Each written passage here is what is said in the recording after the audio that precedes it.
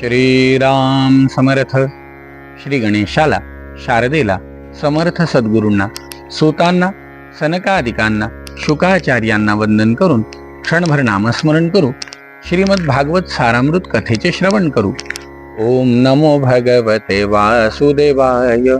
ओम नमो भगवते वासुदेवाय. ओम नमो भगवते वासुदेवाय. ओम नमो भगवते वासुदेवाय. ओम नमो भगवते वासुदेवाय. गोपाल कृष्ण भगवान की जय. सच्चिदानंद रूपाय विश्वोत्पत्त्यादि हेतवे तापत्रय विनाशाय श्रीकृष्णाय वयं नमः. श्रोते हो नमस्कार. शुकाचार्य म्हणतात, राजा सुखन स्वपुर्यान निवसन द्वारकायान श्रियः पतिः. परीक्षिता, द्वारकेची शोभा अलौकिक अशीच होती. तिथल्या सडका अगदी मदरसाचा स्त्राव करणारे मधोन्मत्त हत्ती, उत्तम पोशाख घातलेले योद्धे, घोडे आणि सुवर्णांचे रथ यांच्या गर्दीने नेहमी फुललेले असत. जिकडे पाहावे तिकडे हिरवीगार उपवन आणि उद्यानं दिसत होती. तिथे फुलांनी लहडलेल्या झाडांच्या राई होत्या. त्यांच्यावर बसून भ्रमर गुणगुणत होते आणि पक्षी किलबिल करीत होते. सर्व प्रकारच्या संपत्तीने ती नगरी परिपूर्ण होती. जगातील श्रेष्ठ वीर यादव तिथे राहत होते. नवतारुण्याची झळाळी असलेल्या तेथील स्त्रिया सुंदर वेशभूषा करून नटलेल्या असत. विजेसारखी कांती असणाऱ्या त्या आपापल्या महालात चेंडू आदी खेळ खेळत. लक्ष्मीपती भगवंत अशा या आपल्या द्वारकेत निवास करीत होते. 16,000 पत्न्यांचे एकटेच प्राणवल्लभ भगवान श्रीकृष्ण ऐश्वर्याने संपन्न अशा त्यांच्या प्रासादात तितकीच सुंदर रूप धारण करून त्यांच्याबरोबर विहार करीत असत. राजा, सर्व पत्न्यांच्या वाड्यांच्या परिसरात सुंदर सुंदर अशी सरोवर होती.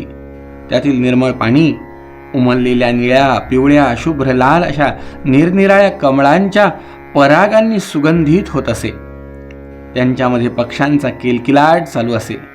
त्या जलाशयांमध्ये प्रवेश करून श्रीकृष्ण पत्नींसह जलविहार करीत असत. त्यांच्याबरोबर विहार करणाऱ्या पत्न्यांच्या अंगाच्या केशराची उटी आलिंगनाच्या वेळी भगवंताच्या अंगाला लागत असे. राजा, त्यावेळी गंधर्व गायन करत होते. सूत, मागध तसेच भाट अतिशय आनंदाने मृदंग, ढोल, नगारे आणि वीणा वाजवत होते. भगवंताच्या पत्न्या हसत हसत पिचकाऱ्यांनी पाणी उडवून त्यांना भिजवून टाकत होत्या. ते सुद्धा पुन्हा त्यांच्यावर पाणी उडवत होते. यक्षराजाने यक्षिणींसह विहार करावा त्याप्रमाणे भगवान आपल्या पत्न्यांसोबत क्रीडा करत होते. राजा, त्यावेळेचा तो अलौकिक सोहळा काय तुला सांगू. भगवंतांसोबत अगदी मनमोहून टाकणारा तो विहार पूर्ण झाला की मग त्यावेळेला या पत्न्यांनी जलक्रीडा झाल्यानंतर आपापली वस्त्र अलंकार काढून जे गाणे वाजवणारे या सगळ्या व्यवसायावरच ज्यांची उपजीविका आहे अशा नटनर्तिकींना ते अलंकार वस्त्र देऊन टाकायचे. अशा प्रकारे त्या भगवान त्यांच्याबरोबर विहार करीत.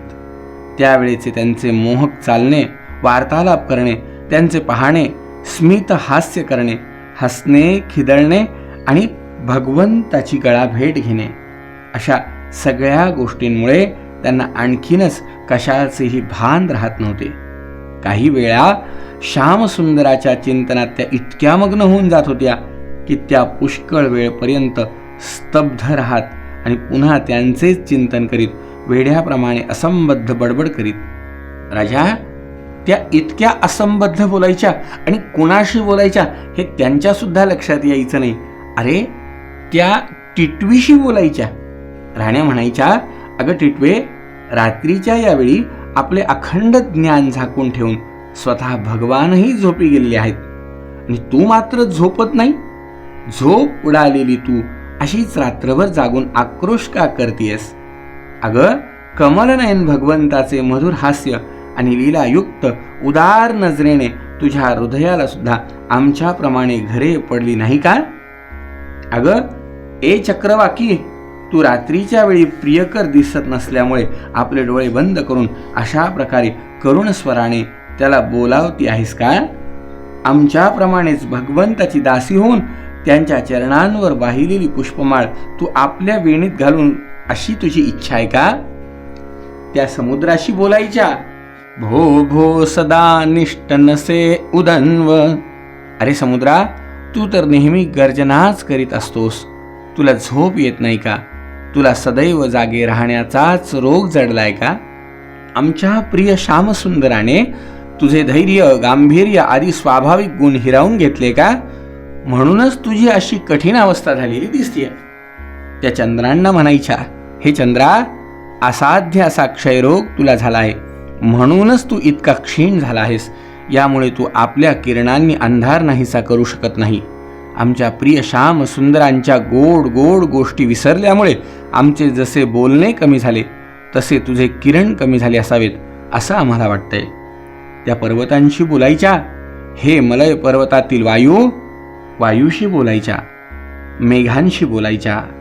त्या म्हणायच्या, आम्ही तुझं काय वाकडं केलंय की ज्यामुळे तू भगवंताच्या नेत्र कटाक्षांनी अगोदरच घायाळ झालेल्या आमच्या मनात पुन्हा कामदेवाला पाठवतोयस.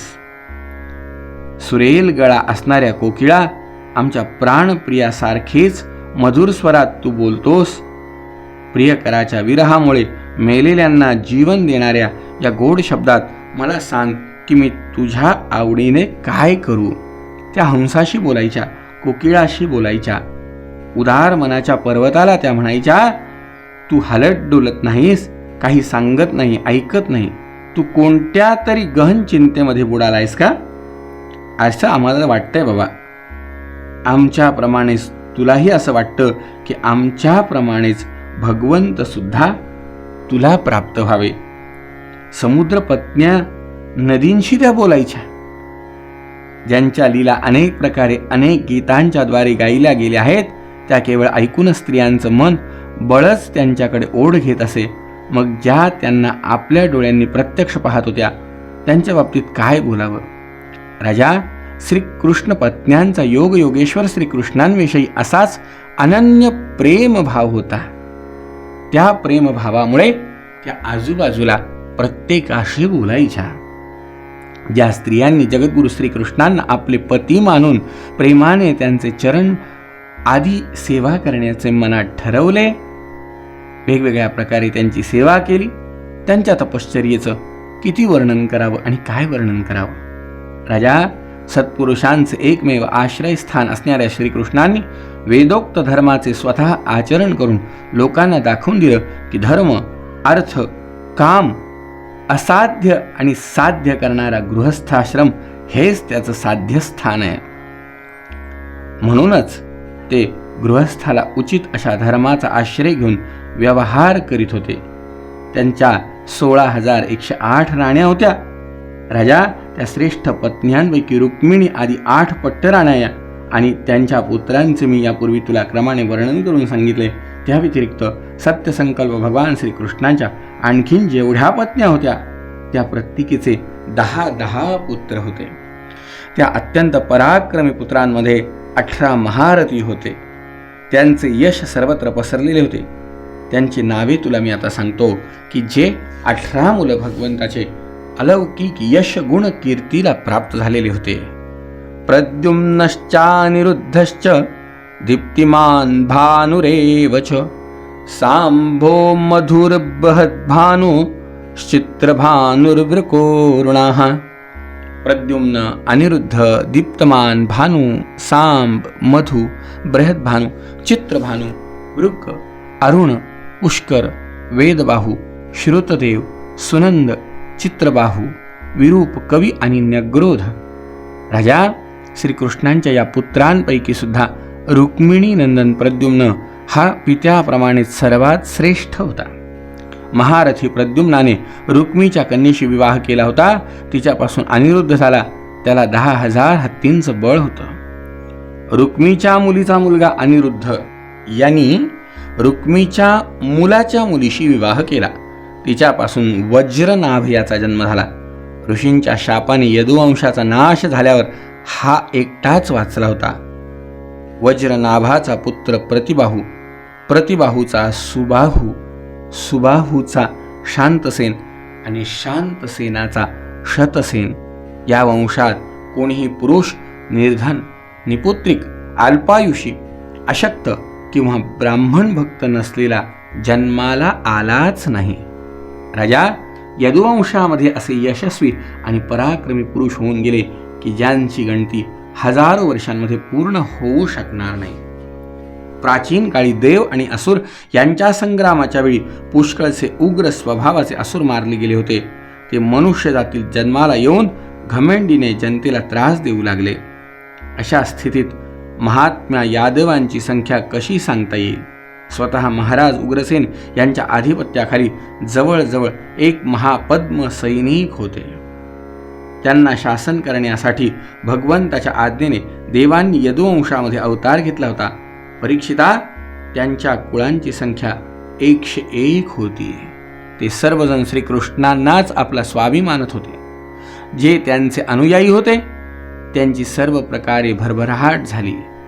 परीक्षिता, जेव्हा परमार्थ तीर्थ अशा भगवंतानी स्वतः यदुवंशामध्ये अवतार घेतला तेव्हा त्या तीर्थापुढे गंगा जलाचा महिमा आपोआपच कमी झाला. प्रेमाने वा द्वेषाने श्रीकृष्ण परायण झालेले, त्यांच्या स्वरूपाला प्राप्त झालेले, जिला प्राप्त करण्यासाठी देवदानवही प्रयत्न करत असतात, तीच लक्ष्मी देवी श्रीकृष्णांच्या सेवेत स्वतः व्यग्र होती. श्रीकृष्णांचे नाव एक वेळ ऐकल्याने किंवा उच्चारण केल्याने सर्व अमंगल नाहीसे होते. सर्व कुळांचे धर्म श्रीकृष्णांनीच स्थापन केले आहेत. त्यांनी आपल्या हातामध्ये कालस्वरूप चक्र घेतलेले आहे.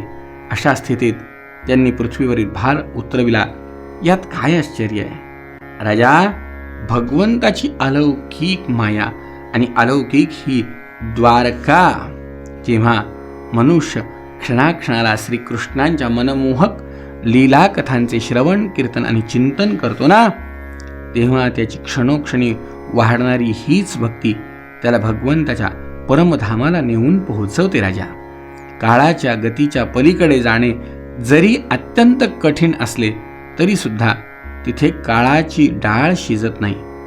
त्या धामाच्या प्राप्तीसाठी अनेक सम्राटांनी आपले राज्य सोडून अरण्याची वाट धरली. कशासाठी? तर याच भगवंताच्या अलौकिक कथांचं, अलौकिक गुणांचं चिंतन करण्यासाठी. बाकी सगळं सोडून दिलं तरी चालेल, पण भगवत चिंतन घडलं पाहिजे, भगवत नामस्मरण घडलं पाहिजे, भगवंताचं रूप डोळ्यासमोर आलं पाहिजे.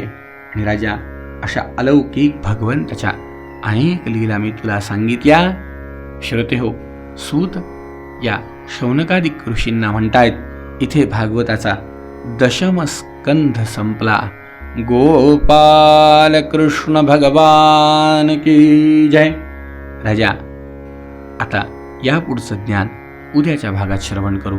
जय जय रघुवीर समर्थ.